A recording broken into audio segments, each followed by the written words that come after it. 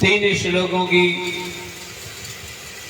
व्याख्या वंदना के रूप में करने के बाद नैमिषारण्य तीर्थ में प्रवेश कर रहे हैं, जहां सूत जी और सौनक जी और सौनक जी के साथ साथ अन्य ऋषि मुनि और भी भारी संख्या में विराजमान है। और आज ऋषियों ने मिलकर के प्रश्न किया है, वह किस प्रकार चर्चा प्रारंभ हुई, आइए प्रवेश करते हैं भागवत जी में।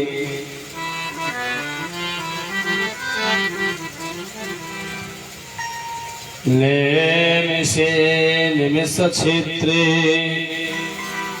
ऋषयः सौनकादयः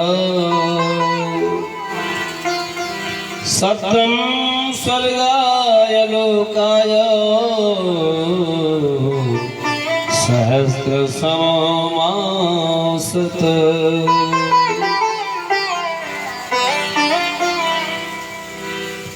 त एकदा तु मुनयः प्रातर्हुताग्नयः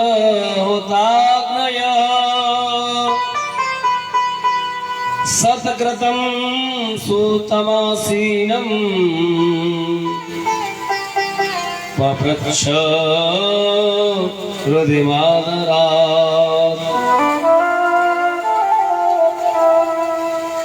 नैमिषारण्य तीर्थ में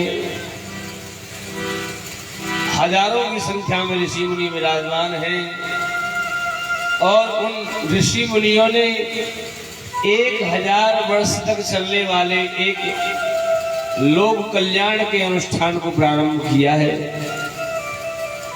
माताओं, हमारे यहाँ कोई अनुष्ठान चलता है, जैसे सत्यनारायण भगवान की कथा है, वह 2 घंटे की 3 घंटे की। अखंड रामायण है, वह 24 घंटे की, बोले तो 2 दिन।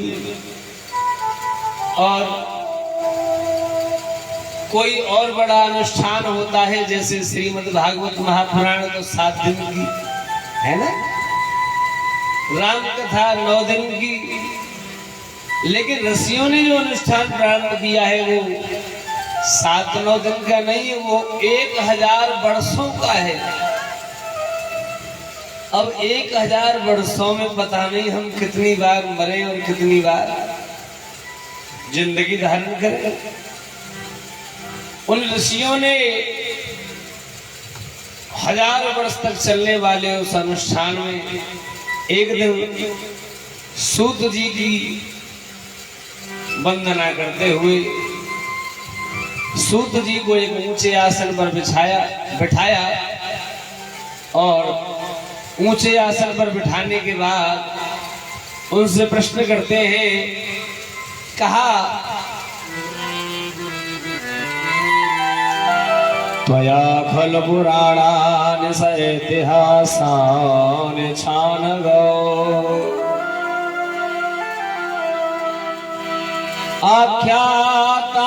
आख्यातान्यप्यधीतानि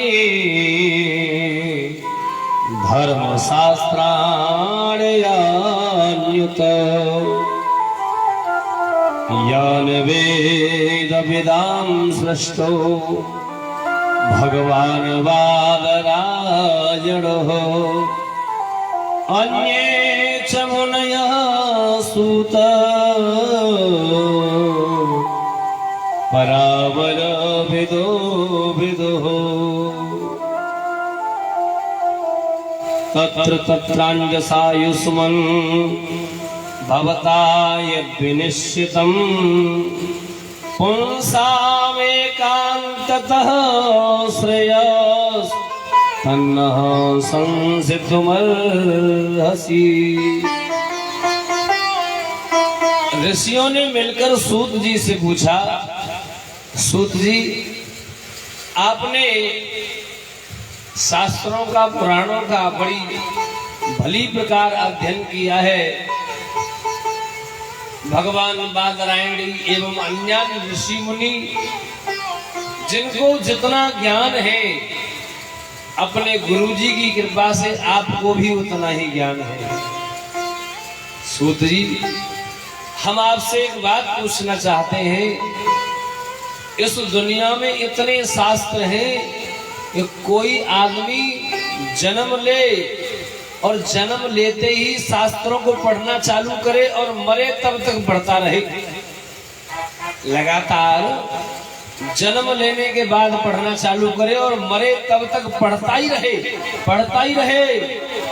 सूत जी, वे सभी शास्त्र 10,000 जन्म लेने के बावजूद भी समाप्त नहीं होंगे।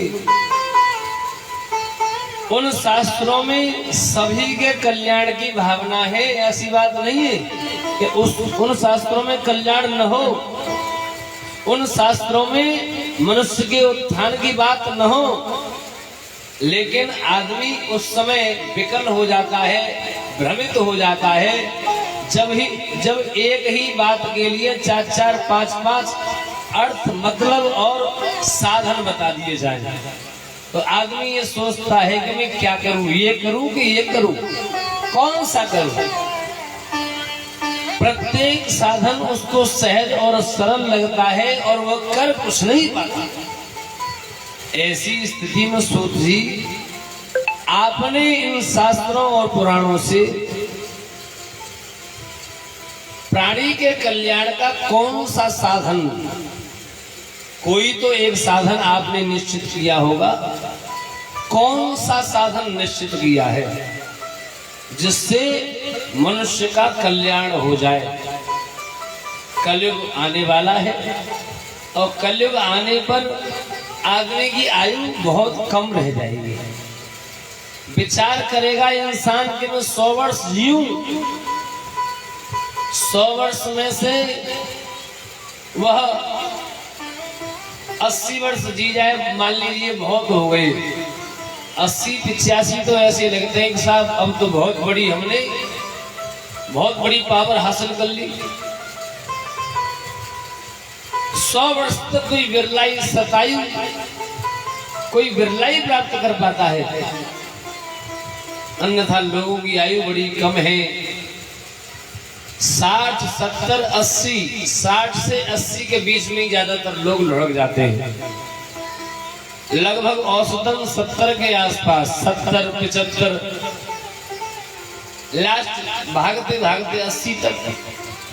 कुछ ही लोग ऐसे हैं जो 80 को क्रॉस कर पाते हैं।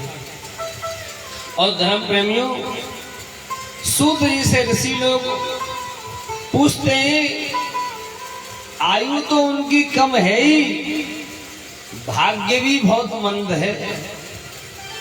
मंद भाग्य किसको कहेंगे?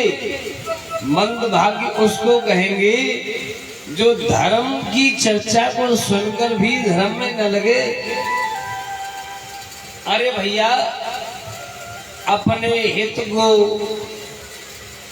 अपने अनहित को, अपने पेट भरने की व्यवस्था को पशु पक्षी भी जानते हैं। भोजन करने के लिए, पेट को भरने के लिए वे भी अपने साधन खोजते हैं कि नहीं खोजते। रामचरितमानस में बड़ा प्यारा भाव आया है,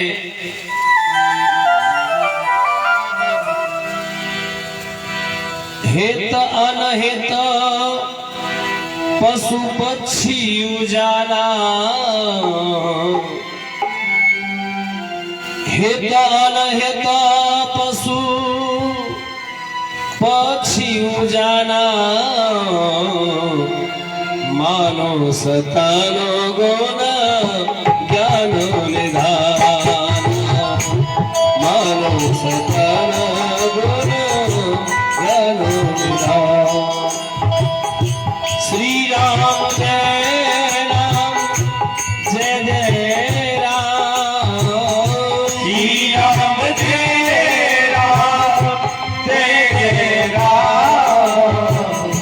श्री राम जय राम, जय जय राम।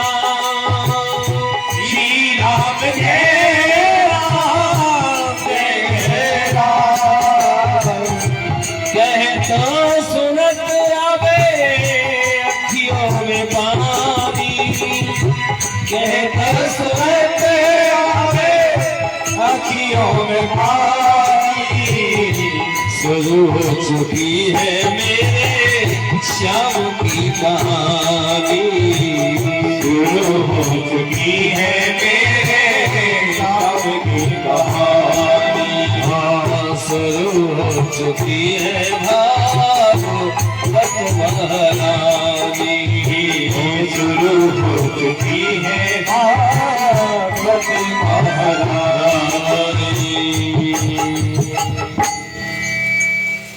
हित अनहित पशु पक्षी जाना और मानुष तन गुण ज्ञान निधाना, अच्छा बुरा हित अनहित पशु पक्षियों को भी ज्ञात होता है।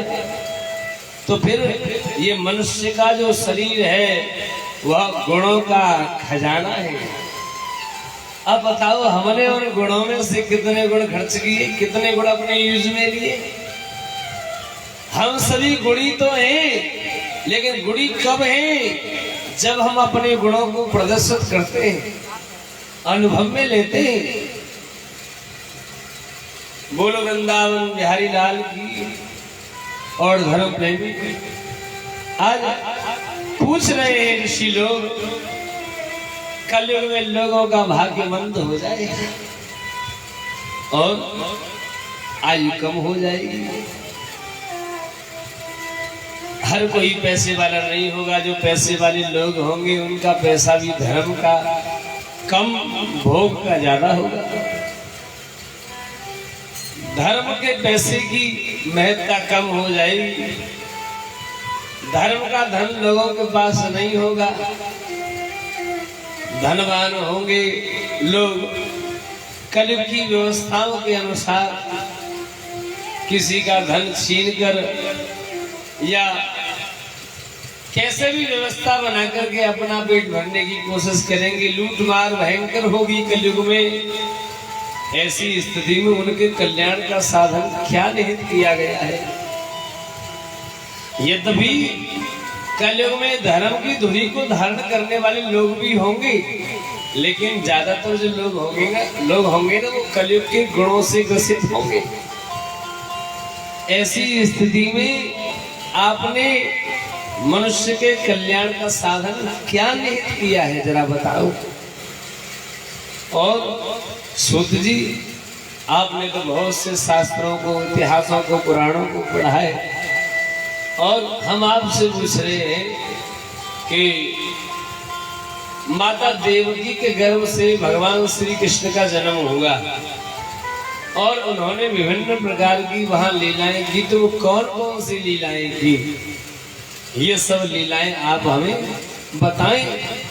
साथ ही भगवान ने ब्रूहि योगेश्वरी कृष्ण ब्रह्मणि धर्म ब्रह्मणि स्वाम काष्ठा मधुरोपेते धर्म कम शरणम गतः। जब भगवान श्री कृष्ण अपनी लीलाओं को समेट करके अपने धाम को चले गए, तो सूत जी ये बताओ, ये धर्म कहाँ गया है? अगर आपको जानकारी हो तो हमें बताओ। वो हम ऐसा मानते हैं कि आपको पूरी जानकारी है। बताओ सूत जी, ये धर्म कहाँ गया और मेरे कन्हैया ने क्या क्या लीलाएं की अवतार लेने के बाद? समस्त लीलाओं को बताओ। इस प्रकार जब सूत जी से प्रश्न किया गया तो धर्म प्रेमियों, आज सूत जी ने सर्वप्रथम मंगलाचरण किया। मंगलाचरण में श्री सुखदेव भगवान को प्रणाम किया। सुखदेव भगवान को प्रणाम करने के बाद भागवत महारानी को भी प्रणाम किया। उसके बाद नर नारायण भगवान को प्रणाम किया, माँ सरस्वती को प्रणाम किया और फिर कहते हैं कि देखो,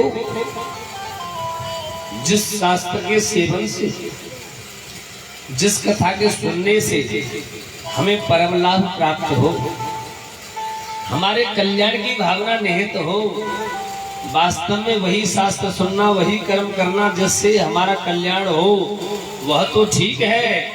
और अगर हम धर्म से भी चूक गए, कल्याण हुआ नहीं और जिंदगी निकल गई, तो समझ लीजिए पूरी जिंदगी का कर्म हमारा बेकार है, निष्फल है। अब कहते हैं सूत जी देखो, आप मुझसे जो पूछ रहे हो ना कि मनुष्य के कल्याण का साधन क्या है, उसके लिए तो भैया देखो भगवान का चिंतन ही मनुष्य के कल्याण का साधन है। भगवान के लीलाओं का, भगवान की कथाओं का, भगवान के अवतारों का चिंतन करे। अरे उससे कर्म करने की मना नहीं है, वो कर्म करे और अपने परिवार का पेट पालने के लिए, अपना पेट पालने के लिए कर्म करना ही चाहिए। जो व्यक्ति कर्म से साइड हटने की कोशिश करता है वह चोर है। कैसे चोर है? यानी कि अगर आप पिता बन गए हैं और आपने अगर पिता के फर्ज को पूरा नहीं किया है, तो पिता के फर्ज से चोरी हुई कि नहीं हुई? अगर आप माँ बन गए हैं और माता का फर्ज अगर आप अदा नहीं करते हैं, तो बताओ माता के फर्ज की चोरी हुई कि नहीं हुई है? अरे कोई अतिथि आपके घर आया है और आप अपने घर में कूलर की हवा में लेट रहे हैं, चक्क ठंडी ठंडी हवा ले रहे हैं, अपने पलंग पर लेट रहे हैं और क्या विचार कर रहे हैं, हाँ हाँ देख लेंगे, अतिथि की बात तो बाद में देखेंगे। तो बताओ अतिथि धर्म की चोरी है कि नहीं है? आपको एक बात बताऊं कि नहीं बताऊं? है आप सभी कॉलोनी वाले सही सही बात बताना, जितने भी यहाँ उपस्थित हैं। आप सभी जानते होंगे अतिथि किसे कहते हैं? अतिथि वह होता है ना जो बिना किसी तिथि के आए, बिना बताए, बिना किसी तिथि के अचानक आ जाए, वही तो अतिथि होता है। जी अब बताओ भागवत महारानी को बुलाने कौन गया था आप में से? बताओ कोई बुलाने गया था आप में से? और भागवत महारानी आपके मोहल्ले में आ गई है, किसी दूसरे मोहल्ले में हो रही थी, किसी दूसरी कॉलोनी में हो रही थी, उस कॉलोनी में नहीं हो पाई, वहां नहीं बैठ पाई और कहाँ आ गई? आपकी कॉलोनी में आ गई। तो ये आपके बुलाने पर तो नहीं आई ना, स्वयं आई है। तो ये क्या हुई फिर? ये क्या हुई? अतिथि हुई कि नहीं हुई? और ये अतिथि कितने दिनों के लिए आई है? 7 दिनों के लिए। तो अतिथि का क्या, अतिथि की सेवा का, अतिथि का क्या धर्म होता है आपको पता है? आपको बताऊं मैं एक बात, देखो ब्राह्मणों को अग्नि की पूजा करनी चाहिए। किसकी पूजा करनी चाहिए? ब्राह्मणों का गुरु कौन है? अग्नि। और जो अन्यान्य वर्ण है उन सभी वर्णों का गुरु कौन है? ब्राह्मण। शास्त्र के अनुसार ब्राह्मणों का गुरु अग्नि है। सभी वर्णों का जो गुरु है वो ब्राह्मण है। स्त्रियों का गुरु उसका पति है। और सभी वर्णों का A to Z सबका जो गुरु है वह अतिथि है। कौन है? अतिथि। इसीलिए अतिथि धर्म में कमी नहीं रहनी चाहिए। इसीलिए हमेशा अतिथि की सेवा तो करनी ही चाहिए। और भागवत महारानी कैसी है आपके यहाँ? अतिथि है ना, बिना तिथि के आई है, अचानक आई है, तो ऐसे अतिथि का सत्कार करो, स्वागत करो। और अतिथि का जब सत्कार करते हैं तो अतिथि हमें क्या देकर जाते हैं? जल्दी बताओ। आशीर्वाद देकर जाते हैं ना। ऐसे ही भागवत महारानी आ गई है अतिथि रूप में, तो यह आपको आशीर्वाद भी देकर जाएंगी। बोलो गोविंद भगवान की। क्योंकि अतिथि हमेशा, आप अतिथि को भोजन कराओ मत कराओ, अतिथि को बैठाओ मत बिठाओ, पानी पिलाओ मत पिलाओ, अतिथि हमेशा आशीर्वचन ही कहता है। जो दे उसका भी भला, जो ना दे उसका भी भला, सबका भला हो। सर्वे भवन्तु सुखिनः, सर्वे सन्तु निरामया, सर्वे भद्राणि पश्यन्तु मा कश्चित् दुर्भाग्यः। ये भावना है। और धर्म प्रेमियों, आज सूत जी महाराज सभी ऋषियों को कहते हैं कि देखो, अगर कल्याण का साधन निहित करना है तो मन में भगवान को धारण करना पड़ेगा। जैसे गोस्वामी जी ने रामचरितमानस में बड़ा प्यारा कहा,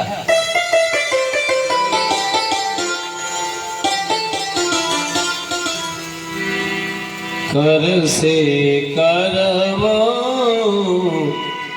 करो मेरे नाना, कर से करवो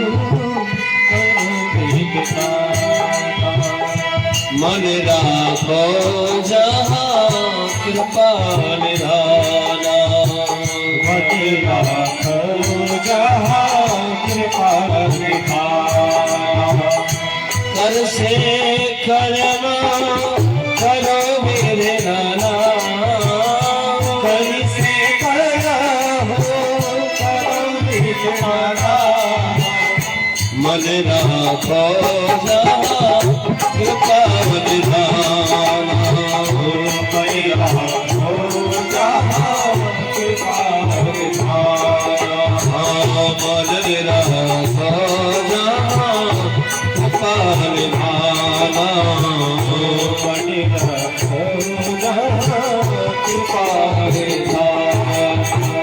तन में राम, मन में राम, तन में राम, मन में राम, तन में राम, मन में राम, तन में राम, मन में राम, रोम रोम में राम रे, राम सुमिर ने ध्यान लगा ले, सुमिर ने ध्यान लगा ले, छोड़ जगत की राम रे, बोल राम, बोल राम, बोल राम, राम राम, बोल राम, बोल राम, बोल राम, राम राम, तन में राम, मन में राम, तन में राम, तन में राम, हो रोम रोम में राम रे, कमल में ध्यान लगा ले, राम सुमिर में ध्यान लगा ले, छोड़ जगत की राम रे, बोल राम, बोल राम, बोल राम, राम राम,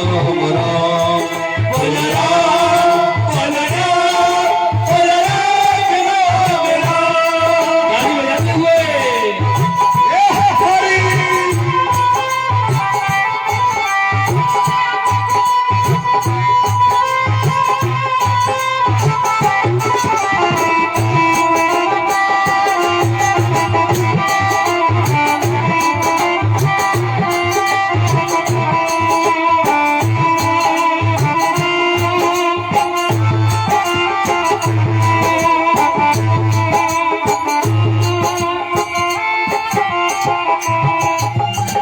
माया में तू उलझा उलझा काहे धूल उड़ाए, माया में तू उलझा उलझा काहे धूल उड़ाए, अब क्यों करता मन भारी जब माया साथ छुड़ाए, अब क्यों करता मन भारी तू माया साथ छुड़ाए, हाँ माया में तू उलझा उलझा कैसे धूल उड़ाए, माया में तू उलझा उलझा कैसे धूल उड़ाए, हाँ अब क्यों करता मन भारी जब माया साथ छुड़ाए, अब क्यों करता मन भारी तू अरे माया साथ छुड़ाए, दिन तो बीता दौड़ धूप में, दिन तो बीता दौड़ धूप में, दिन तो बीता दौड़ धूप में, दिन तो बीता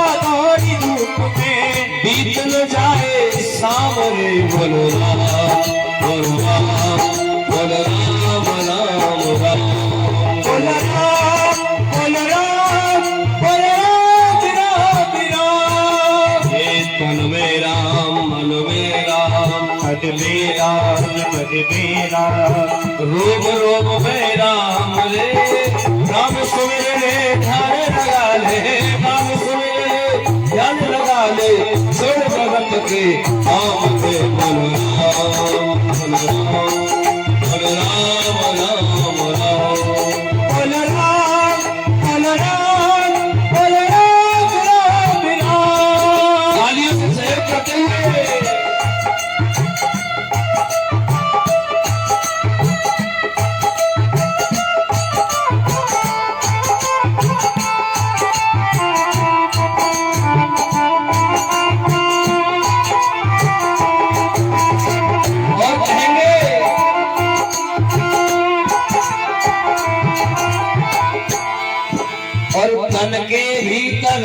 चलो तेरा काम क्रोध मद मोह लोभ ने तुझको ऐसे घेरा।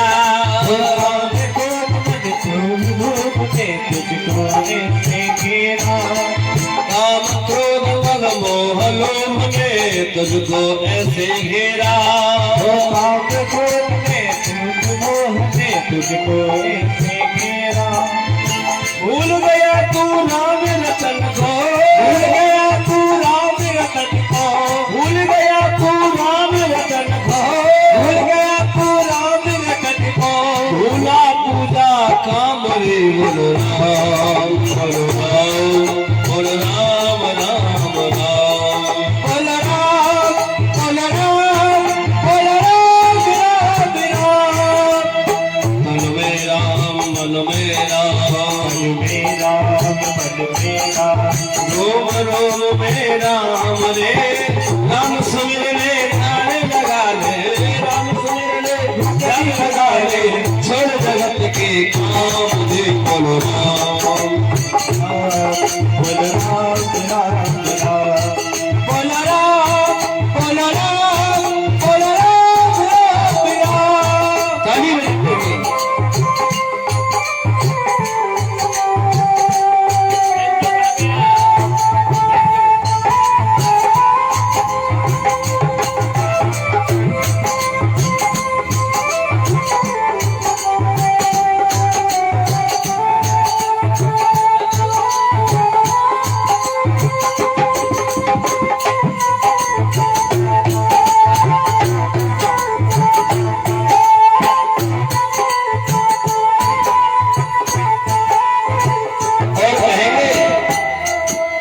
बचपन बीता खेल खेल में भरी जवानी सोया। बचपन बीता खेल खेल में भरी जवानी सोया। देख बुढ़ापा अब क्या सोचे, क्या पाया क्या खोया। देख बुढ़ापा अब क्या सोचे, क्या पाया क्या खोया। बचपन बीता खेल खेल में भरी हाँ भरी जवानी सोया। बचपन बीता खेल खेल में भरी जवानी सोया। एक बुढ़ापा अब क्या सोचे, क्या पाया क्या खोया। एक बुढ़ापा अब क्या सोचे, क्या पाया क्या खोया। देर नहीं है अब भी बनने, देर नहीं है अब भी बनने, देर नहीं है अब भी बनने, नहीं है अब भी बनने। ले ले प्रभु का नाम बोले बोलो राम बोलो राम बोलो राम राम राम बोलो राम बोलो राम बोलो राम राम राम। मन में राम मन में राम मन में राम मन में राम मन में राम मन में राम मन में राम मन में राम। बोले रोम रोम मेरा बोले राम सुमिर ले ध्यान लगा ले, राम सुमिर ले ध्यान लगा ले। थोड़े जगत का काम बोले बोलो राम राम बोलो राम राम राम बोलो राम बोलो राम बोलो राम राम राम बोलो राम बोलो राम राम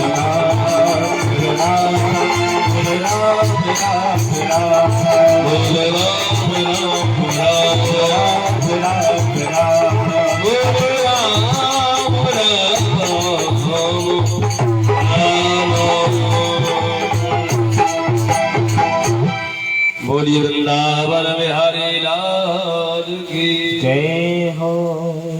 जयकारे में आवाज भी होनी चाहिए, तो आवाज के साथ सभी जयकारा लगाएंगे। बोल वाके बिहारी लाल की। और इस प्रकार बताया गया मानव के कल्याण का, मनुष्य के कल्याण का साधन है हर समय मन को भगवान के चरणों में लगाए रखना। हम अपने हाथों से पैरों से कोई भी कर्म करें, कर्म करते रहे और कर्म जीवन के लिए बहुत जरूरी है। साथ ही बोलो वृंदावन में हरिलाल। चलो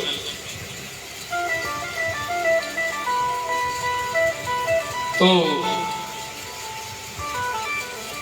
बता रहे हैं सूत जी कि भगवान की लीलाओं का, गुणों का कीर्तन संकीर्तन, उनकी स्मृति, उनका ध्यान मन में बना रही। और भगवान ने 24 अवतार धारण किए, उन 24 अवतारों का चिंतन करता रहे, उसी से कल्याण हो। तो पूछा किसी ने कौन कौन से अवतार हुए 24, तो बताया है कौमार सर्ग में सनक सनंदन सनातन सनत कुमार, फिर 12 भगवान का अवतार, नारद जी का अवतार 3 हो गए, चौथा नर नारायण का ऋषि के रूप में, और 5वां कपिल भगवान का, 6वां अवतार दत्तात्रेय जी का, 7वां ऋषभदेव जी का, 8वां पृथु जी का, 9वां यज्ञ भगवान का, अथवा ऐसे कर लीजिए 5वां कपिल भगवान का, 6वां दत्तात्रेय का, 7वां ऋषभदेव भगवान का और 8वां यज्ञ भगवान का। 9वां अवतार हुआ पृथु जी महाराज का, 10वां मत्स्य मछली का अवतार, 11वां कच्छप माने कछुए का अवतार, 12वां धन्वंतरी वैद्य का अवतार, 13वां विश्व मोहिनी का। देखा है ना अपनी टीवी पर विश्व मोहिनी किस प्रकार देवताओं को अमृत, विश्व मोहिनी बन के भगवान अमृत पिला देते हैं। और 14वां अवतार नरसिंह भगवान का, 15वां अवतार वामन भगवान का, 16वां अवतार परशुराम जी का, 17वां अवतार हुआ वेद व्यास जी का, 18वां मेरे प्रभु श्री राम जी का अवतार हुआ, 19वां अवतार बलराम जी का, 20वां मेरे कन्हैया जी का, 21वां हंस अवतार, 22वां हैग्रीव अवतार, 23वां बुद्ध अवतार कलयुग में, और 24वां कलयुग के समापन पर भगवान का ही कल्कि अवतार। जब इंसान की लंबाई छोटी से छोटी हो जाएगी, ऐसा आया है झोझुरू के पेड़ पर, एक पेड़ होता है झोझुरू का, झोझुरू के पेड़ पर नसेनी लगा करके जब इंसान चढ़ा करेगा तब भगवान का अवतार होगा। और ये झोझुरू का पेड़ लगभग बैगन के पेड़ के बराबर होता है। अब बताओ बैगन का पेड़ किन किन ने देखा है?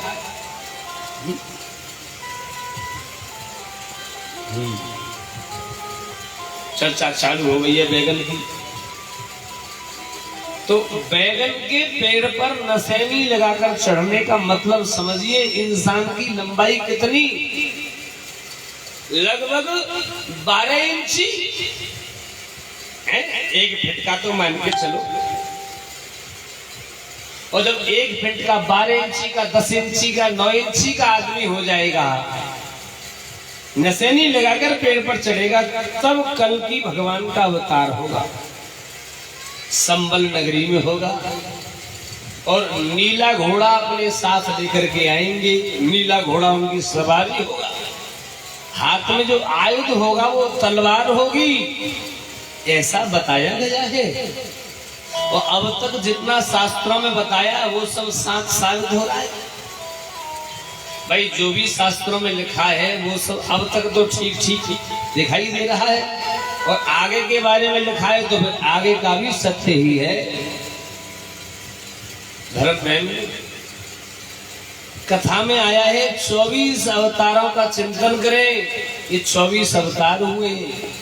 और सूत जी कहते हैं आपने जो पूछा कि भगवान ने माता देवकी के गर्भ से अवतार लेकर के कौन कौन सी लीलाएं की, वे सब लीलाएं भागवत जी में विराजमान हैं।